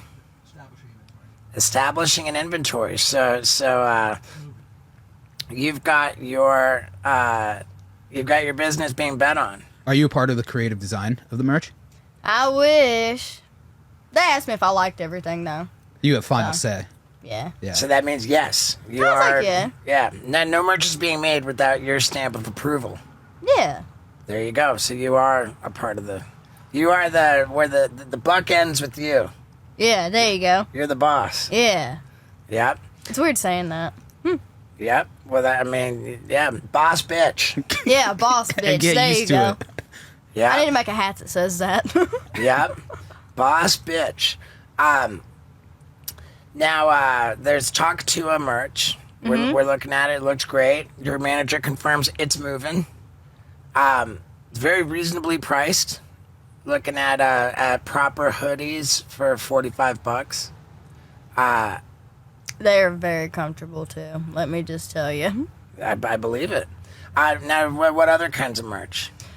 If you go to the link in my bio on Instagram, you'll find like the 16 Minutes, which is my company, and you can go through there and find it. 16 minutes. That's a reference to people saying everybody's famous for 15 minutes. Yeah. And you said, I'm going to make it 16. Yeah, I'm kind That's of a kinda smart sick. ass. That's super sick. I actually love that. Yeah. 16 Oh, there's some minutes. new ones in there. I forgot about those going in there. Huh. Yeah. Oh, no way. Hawk Tuah with the Thrasher. I need that shirt. Oh, my God. The Thrasher logo. Johnny, be sure you send him one. I think I've decided that I'm not mad at Thrasher anymore. Oh, since seeing that. Yeah. Hawk Tuah. Right now, watch out. Thrasher might come after you for that. Yeah, probably. I don't know. I don't know. But I really like, dude, the Hawk Tuah merch is distinctly separate from the Talk Tuah merch, Yeah. and it's epic. Thank you. And that lives, looks like it's on Shopify. Same warehouse with all the inventory, different warehouse. Different warehouse, okay. Does Hawk Tuah merch outsells Talk Tuah merch? Yeah, I mean, it looks good. Well, thank you. Okay, so that's 2 different shops, 2 different warehouse fulfillment centers, and then there's more merch. Jewelry. Is the jewelry already available for sale? Yes. You can get TikTok shop, right? Yep. Yeah, TikTok shop. TikTok shop. And it don't turn green when you get in the water. That's Okay, my favorite part. I love it.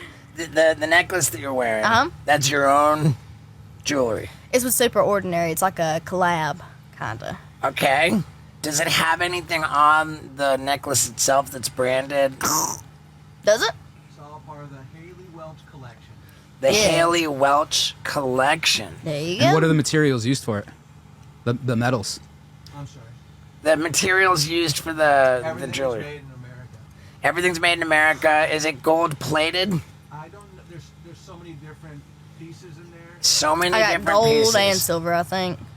Gold and silver. I'm a gold girl, though. Yeah. I don't like silver on me. I think that's the way to go. Oh, look, you found it. Man, you're good at finding stuff. Yeah, our boy Isaac is the man. Okay, so now did the manager Johnny negotiate the jewelry deal? The manager Johnny did. The manager Johnny did. And for this, what was there a healthy advance in order to say, if you want my client Haley Welch to get in your business with a collab, then you got to throw something up front to show that you mean business. As long as she can make money for Paws Across America, everyone will be happy. As long as money is made for Paws Across America, everyone will be happy. Yes. Okay. I mean, I think that when you negotiate a deal like that, it's like, how much do you want to demand up front versus how much profit participation do you want on the back end? Yeah. And that balance going to be, it sounds like you guys are betting on yourselves and taking it on the back end. Sometimes when you're extremely viral, you have a lot of leverage to get both. Sometimes when you're extremely viral, you have a lot of leverage to get both. And Johnny, your manager, also told me that Hawk Tuah is officially the biggest meme in the history of the internet. You know, I wouldn't doubt it. I see a new meme every other day of it. I think that's probably owing to the way that the internet has evolved, so that now, like, the internet is ready to amplify memes more than it ever has been before. I mean, I like seeing a good meme personally. Yeah. Unless it's of me. I get tired of hearing my own voice. I'm like, I'm sure you've been asked 1,000 times, but what was the circumstances of the actual vodka? Vodka. And was it on Broadway in Nashville? Yeah, do you know where, what do they call it? Old Red is? Old Red. Yeah, Blake Shelton's bar. I'm not too terribly familiar. I've been down there to Broadway. It's like right beside his bar. Okay, so Dramatic names. was it like a weekend? Everything's popping off. It's going. It was a Sunday, actually. It was like for CMA Fest. Okay. So we go to those every other year. Or I do. I normally have to work, but I got a new job this last year, so I don't work on the weekends this time. And the person who interviewed you on the sidewalk in that incredibly viral moment, what were they interviewing you for? They said they do YouTube. So They do. that's all I understood, and here we are. Yeah. I mean, Unbelievable. unbelievable. Yeah. Now, correct me if I'm wrong. After that viral moment, it took you a little bit of time to create social media, right? Yeah, I didn't start plotting on any of this for like 2 or 3 weeks. I was mortified to come out of my house. I'd go to work, and then I'd go back home. What does Me your and family Chelsea think both. about all of it? Like, it's got to be somewhat blaring for them, too. I wasn't really concerned about anybody else figuring it out besides like my dad and Granny thought it was funny after I explained it to her and she understood. She was like, oh, okay. But now my dad, he was like, I don't get it. And I was like, okay. Well, I told him again. He was like, oh. He's like, that don't surprise me. Like, you can't ever tell what's going to come out of my mouth, so they weren't really shocked or anything, I don't guess. You had to have been aware that Howard Stern, I believe, do you know who that is? I've heard the name, couldn't tell you who he is. Okay, he's been known as the king of all media. He's a famous radio guy. Yeah. And I remember seeing that he reacted he said, oh, this Hawk Tuah situation, he took the position that he felt so terribly sorry for your father. So imagine having your daughter be this, and I don't agree with that position. I think don't it's agree great. either. Yeah. Especially because when you said that, you knew that you were on camera. You knew that you were like, oh, you know what? Yeah, Hawk Tuah, spit on that thing. But that there's no evidence that you weren't just saying that for entertainment. I never expected to see the video ever again, so. Right. Which, I was like, okay, they're doing these fun little street interviews. They're not ever going to post them anywhere. So me and Chelsea, of course, talked to them. Then we saw it a few days later, and we're like, oh, shit. Right. Okay. And here we are. And here we are. Are there any business initiatives that we haven't covered? We got the merch, we got the podcast, we've got the music. We've got, of course, the charity, so that's a revenue stream. We've been over that. What's that? That She has a thing called the Pookie app coming out. Oh, yeah. The Pookie app? the Pookie app. So you could never see it this way. But as a woman, men lie to you about their height, right? They lie to you about their height? If a 5'7" man, he's getting ready to go on this date or trying to go on this date with this girl he's never met. And he's like, oh, yeah, I'm 6'1", 6'2" at least, just to get her to go. And then they meet each other, and he's the size of an Oompa Loompa. Wouldn't you like to know that before the date? You I got a think picture so. of him. Okay. You can go to his Instagram, take a picture of him, like a full-body picture, and you send it in this app. It'll tell you really how tall he is. Whoa. Wow. Does that mean the picture presumably would have to have him fully head to toe? Yeah. And then there is a, how do you say it? Astrological. Yeah, like astrology, there you go. It'll tell you if your signs are compatible. Oh, wow. You believe in astrology? Oh, yeah. Oh, yeah. I love saying something every day about my sign. It just tickles me. Cool. But, what else? It makes sense because you can point your phone at something and it'll tell you like the distance, the measurement. Yeah. So It's cool. like Dimensions. an app doing that. It's not a dating app, more Right. is as a tool for dating. It's a tool to not get Haley catfished. has been single most of her life, and now she's got her Pookie, and now she's going to help other people find their Pookies. What she's gonna help vet potential pookies by making sure that there's not any Catfishing. bullshit going on. Yeah. Yeah, I think yeah. catfishing is when you misrepresent your entire identity. In this case, people are simply misrepresenting their height. Yep. Well, like dating apps will probably have people put a full body picture in so they can be with this app to make It also sure. helps you figure out if they're flirting with you and how to flirt with them back. Like if you take a screenshot of a message and you send it in this app, it'll be like, yeah, they're flirting with you, and it'll give you something back to say. Wow. Okay, so It's that's pretty cool. That sounds like the app simply has to be AI. linked up to ChatGPT. Yeah. AI. Hundreds of functions for dating she's going to introduce. Hundreds of functions for dating. So you're basically stepping into the game to regulate dating apps. I mean, yeah, a little bit. You're the dating app police. Kinda. You're not letting any women out there get bullshitted. Yeah. And then you're going to protect the men too. There was nothing worse. I remember this, which, no offense to you, Pookie, love you. Being on Tinder. You're like, oh, this dude's cute, whatever. Gives you a Snapchat. You add him on Snapchat. That motherfucker catfished you. He don't look like his pictures. He looks like shit. So then you gotta block him. Yeah, that's happened to me a few times. What? Yeah, You got that's what I'm blocked? saying. No, where I've gotten Yeah, what's happened to you? Where I've gotten catfish and I show up in person and it's just that she looks completely different than what she does on her profile. But at that point, I'm like, oh, And you got up and left? No, I'm too deep into this. I just keep going. That's happened on tour a couple times. With you, Haley. Yes. You were definitely under the influence of vodka. Yeah. In the moment. Mm-hmm. How much are we drinking?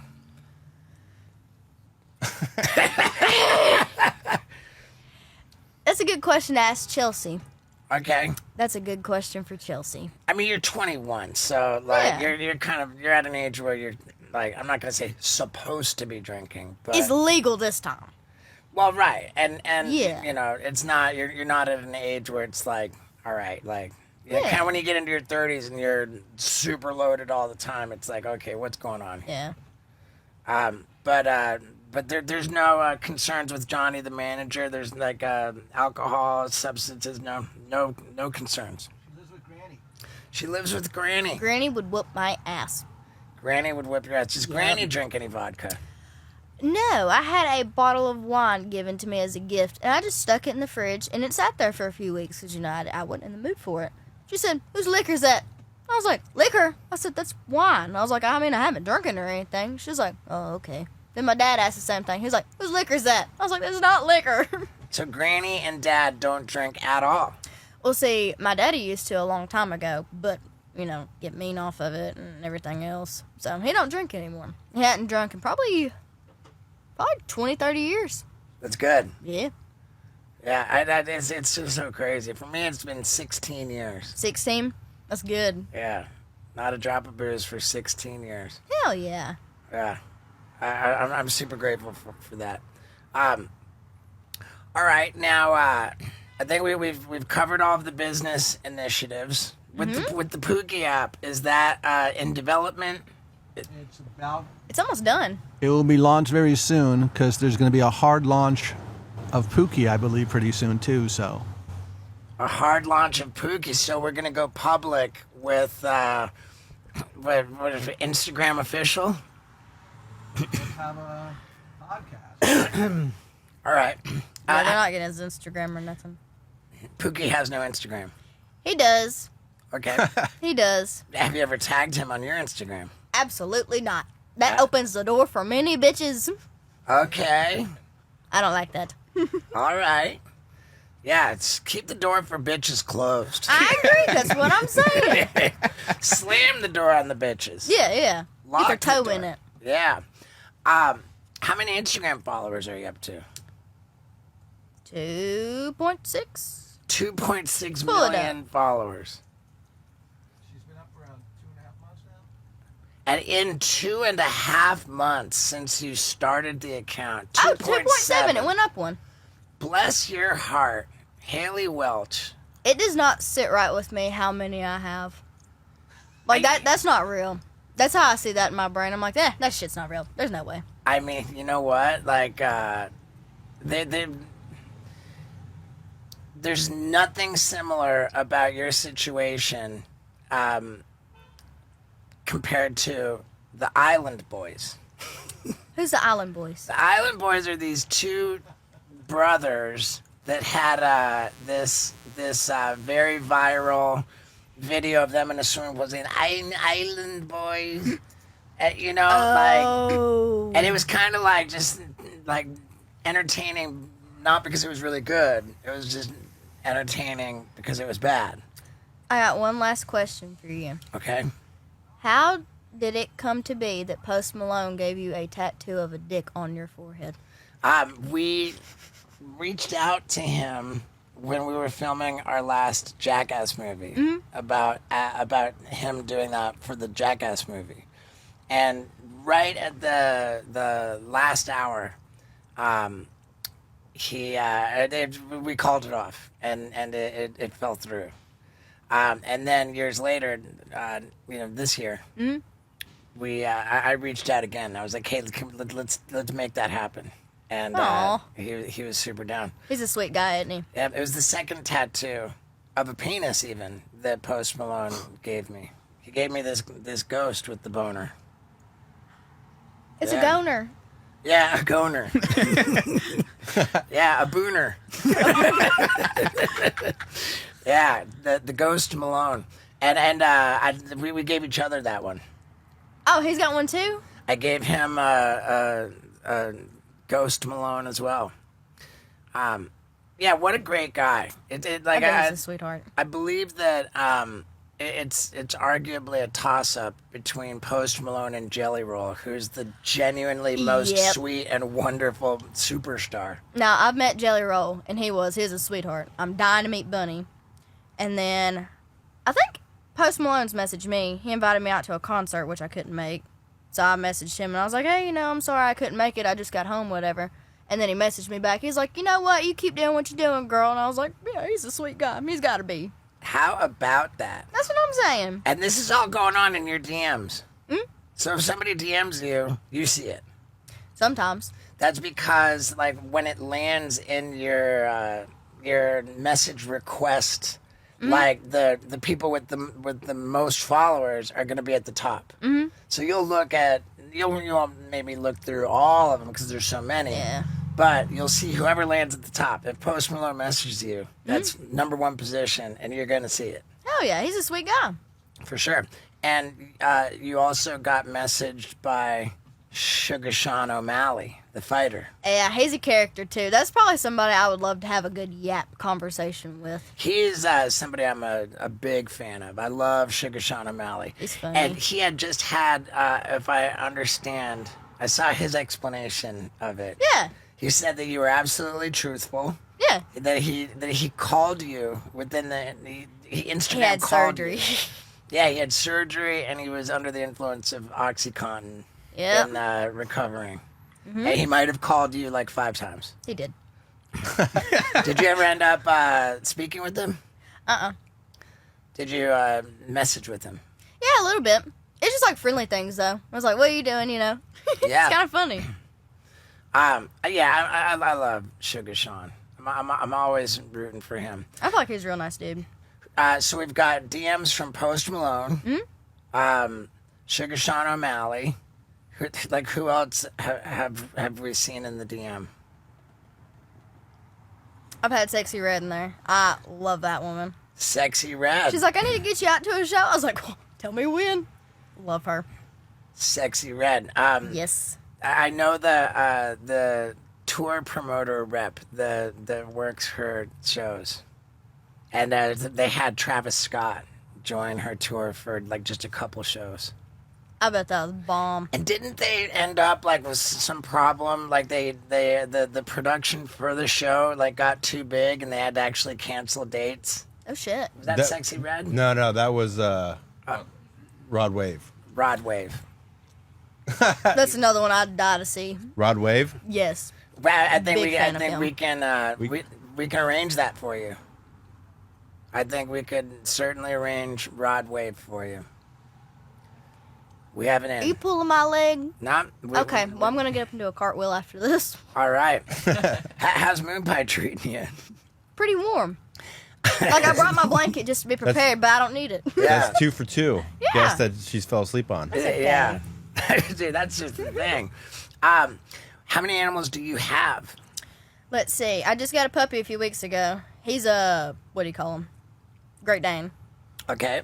He's going to be a monster. His shit is very concerningly big, just as a puppy. Hers is surprisingly big. And then I have a miniature blue heeler I got a few years ago. She come from like a blue heeler. Healer. Yeah, she's a mini. But she Okay. come from a really bad home life, like before me. Okay, so And far then- we've got 2 dogs. Yeah. Are there any farm animals at Granny's place? I have a horse. You have a horse. I normally have cats too, but I just don't have luck with cats. So I always run away. And I never know Oh. what happens to them. Darn it. I had a cat run away. No, you wait till it's springtime. I'm going to get me some runner ducks. You ever seen them dudes? Some runner ducks. Yes. I don't know about that. Why Find us a springtime? picture. They're so cute. I just want to squeeze them. Yeah, why springtime? You know, that's when it starts getting warmer out. I don't want them to freeze to death or nothing. Oh. Okay. All right. So what's your horse's name? Remy Jane. Remy Jane. Yep, she's named after my granny Janie. I love it. Is she penned in or free to roam? She's pinned in. Yeah, that's probably the way to do it. She's got a good bit to like roam around. She's got 2 different pastures she goes in. Okay, so 2 dogs, a horse. You're gonna get ducks. Yep. Any other animals? I don't know. I want something kind of cool that nobody else has. Okay.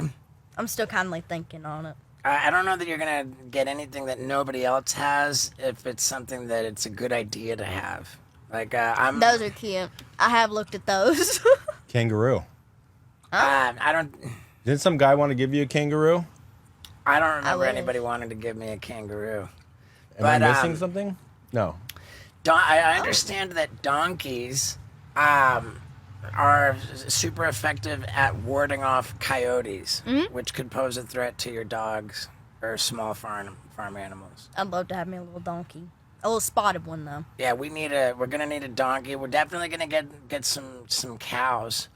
Scott Randolph here, he looked into how do you rescue cows from slaughterhouses. Yeah, there's a guy in Kentucky that deals them. The guy said that you just buy it from the slaughterhouse. What do you pay a $1 per pound? Yeah, $1 or $2 a pound. You can get a calf, you can get a bull, you can Now get a is big that one. $1 or $2 per pound of how much meat? No, of how much they'll whole weigh cow it. weighs. So So he's either going to sell it to the slaughterhouse or he's going to sell it to somebody else. yeah. Now the alternative to He's in that, Kentucky. It would be a juicier, more popular video if it involved Cut the fence of an agricultural farm. Break in, Mission Impossible, like super stealth. We broke in, we just rescued them, we set them free. Yeah. But that would be to document a crime and then publish the video. It wouldn't be like you'd kind of get busted for that. Be ratting on yourself. Be ratting on yourself. So we would go the route of paying the person, of actually supporting the industry. But who cares? Yeah, you're rescuing a cow from slaughter. Yeah, you're not going to eat them or nothing, are you? No. Okay. And you want you want baby calves, right? Like you want 2, because they don't like to be alone. Yeah, I don't ever want one of any animal. See, they get lonely, do they not? Yeah, Thank 100%. Like, I can't imagine that there's any animal that thrives alone. By itself. Maybe clams. Oysters. Do you know about animals? Specify what kind of animals. Okay, because when we get a cow, does a cow have to be pregnant in order to get milk from it? I mean, it really depends if you get a milk cow or like a beef cow or... Look at this. I guess a dairy Isaac's cow already always has finding out. milk. Because I don't want... But now, if you get a milk cow, I don't think it matters. But now... Cows need to be pregnant and give birth to produce milk. Well, what about a milk cow? That'll make no sense. But maybe Well, a milk cow milk is a cow- pregnant cow. A milk cow did get pregnant and give birth. Yeah, the cows only produce milk as a result of being So that's pregnant. the problem with like dairy cows is that they have to be constantly pregnant to get milk, and that's Dairy one of the cows issues. is the worst. The worst cruelty to animals, man, because like they're stuck in this little station that's like the length of their body. They're forced to be pregnant over and over and over. Like they never get exercise. They just they're just cooped up. Like the average lifespan of a dairy cow is shockingly less than a cow should live because their life is so bad. And I would even go so far as to say that death isn't even like that bad. If you slaughter an animal like in a humane way, like everybody's gonna die, and let it be as painless as possible. Like death isn't the problem the way I see it. The problem is bad life, and a dairy cow's life is terrible. I feel bad for zoo animals. I'm not a big fan of zoos either. It just makes you sad. Like you go off in there and you see them, they're cooped up in little bitty places Right. by themselves. They walk around the same place every day. People staring at them. I feel bad for them.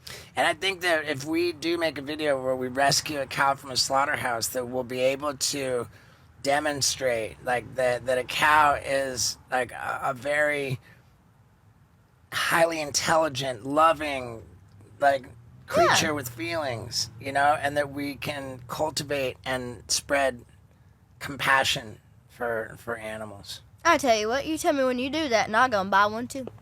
All right. You got somewhere to put them? I think if we're gonna have to buy 2. Maybe 4, because then what if the 2 Dad. get tired of each other and they need another friend to hang out with? That's a very valid point. See? I mean, I think I wonder how well cows and horses intermingle. Maybe you throw one in with Remy Jane. I don't think she'd mind it. Yeah, Remy Jane's chilling. Heck yeah, she's chilling. Yeah, I had some fencing people out to my property today, and we're putting up fencing for new animal pens. Hell yeah, you need to get a rescue horse too. You know what? I understand that horses are very expensive and a lot of work to care for. Yeah, they can be. Are you like do you have a specific caretaker for Remy Jane? I mean, my brother takes care of her when I'm gone. Your brother? Hmm? This is the first we've heard about a brother. Yeah, I have 2 brothers actually. 2 brothers. Ooh. Have they done anything to participate in your spotlight? No.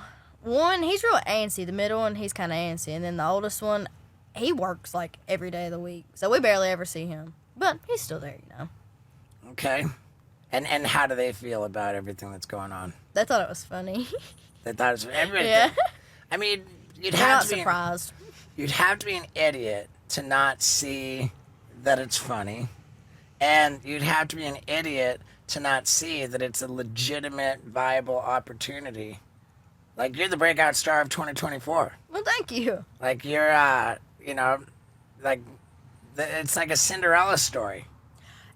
You got a good point. Yeah, except you're not turning it back into a pumpkin till 12:01. Yeah. I mean, I look like shit every day, so I guess it doesn't matter. This is I just don't what I'm think so. comfortable wearing. Well, that's good. Yeah. You know, that's very good. Are you aware of Moon Pie snores? I am very aware that Moon Pie snores, and she does it intermittently at very, very... Perfect timing. the timing of her aggressive snoring is it's more often than not Yeah. like meaningful. She's got it made. All right, well, I want to congratulate you on Well, thank you. being, and I wouldn't call you the breakout star of 2024 if you hadn't really gotten organized to cap it. I think that you've taken advantage of the moment, the Hawk Tuah moment, and I think that you're doing everything right. I think that it's just exciting. I'm rooting for you. Well, thank you. Do you know who Tony Hawk is? Yeah. Tony Hawk is the most famous skateboarder ever to live. Mm-hmm.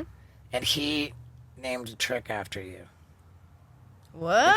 Because his last name is Hawk. Yeah.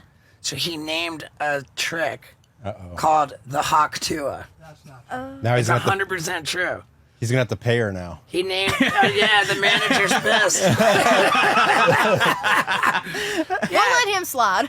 Tony Hawk has a trick called the Hawk Tuah. You have Tony Hawk's phone number. I do. FaceTime Tony Hawk with Haley right now. We'll see if he picks up. If he picks up. I don't know that I've ever FaceTimed Tony This is Hawk. how he'd pick up. Um, He's been getting. He's so sick of Haley because everyone keeps tagging him on every Hawk Tuah post. Oh. Yeah. He's like, this girl is just all over my feed every 2 seconds. Wow. I put certain people in my phone as not their name, and I had I to. do It took me a sec. Want to protect the Birdman. The Birdman. Yeah, I don't like. We've got him ringing, but Is it connected to the car? oh, there he is! No way, What's up? dude. I understand. Live in a skate park, look.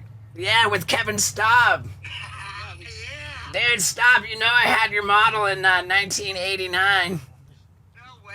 Yeah, 1988. I learned how to do flat ground wall rides on my Kevin Staub, and that tail was way not rad for flat ground wall rides. Why, thank you. Yeah, dude, I love it, and I love you. Hey, Tony, We are here with the woman who's been populating your feed. Hi, sir. Hi. How are you? We've connected. How are you? I'm good. How are you? Can you send your army off of my feed now? Yes, I will. Sorry, I'll send them away from yours too if we can. We'll just agree. We'll just make a truce, okay? Good deal. yeah. Okay, we're gonna tell everybody stop tagging Tony on all your hot Yes, Tuah leave shit. Tony alone. And I was telling Haley here that you named a trick. That there is an official trick, the hawk Tuah.